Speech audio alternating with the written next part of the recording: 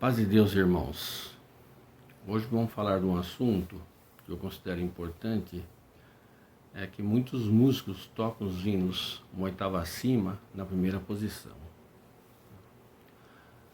Como eu tenho muitos anos na congregação, tenho observado que muitos violinistas têm o desejo de tocar uma oitava acima, mas têm dificuldades. Começam tocando na primeira posição e depois tentam completar as notas faltantes, subindo a mão esquerda na corda Mi para fazer as notas que faltam. Normalmente é o Ré, o Mi e o Fá, né? O Fá em poucos hinos, tá? Vou exemplificar isso no hino 137, ok, meus irmãos?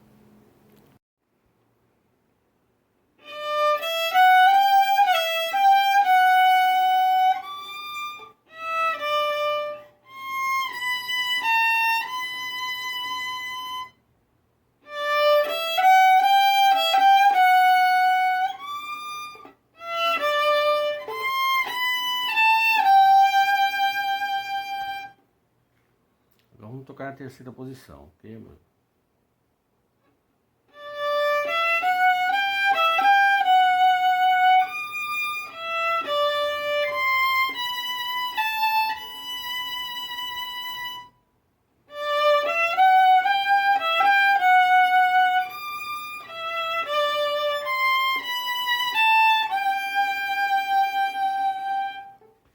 Fica muito mais natural, certo, irmãos?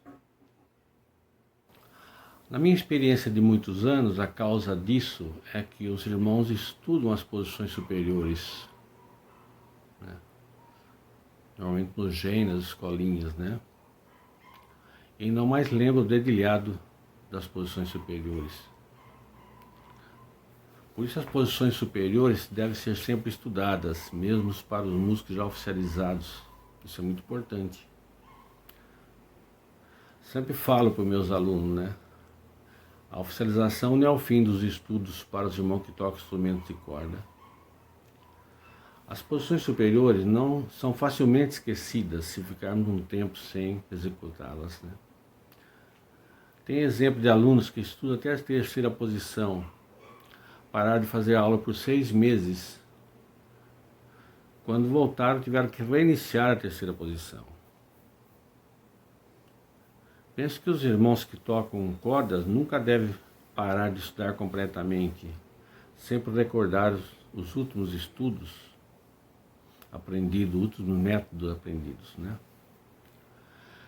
Recomenda-se também fazer escala e arpejo nas posições superiores, pelo menos escalas e arpejos em 2 oitavas, e também um exercício de mudança de posição em alguns métodos. Dessa forma fica bem mais natural tocar os hinos numa oitava acima. E também tocar peças musicais que gostamos de executar, né? Considero também importante, irmãos, tocar os hinos natural nas posições superiores, para utilizar os dedilhados das cordas mais graves, as cordas Sol e Ré. Vou exemplificar isso no hino 133.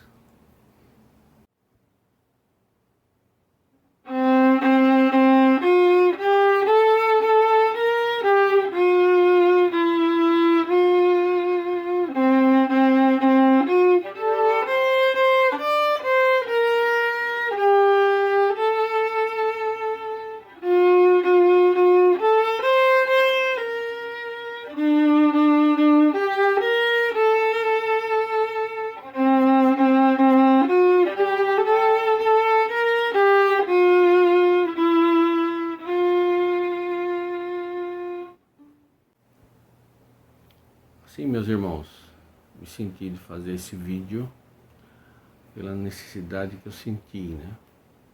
Como toco há muitos anos na congregação, eu sempre tenho visto essa dificuldade, né?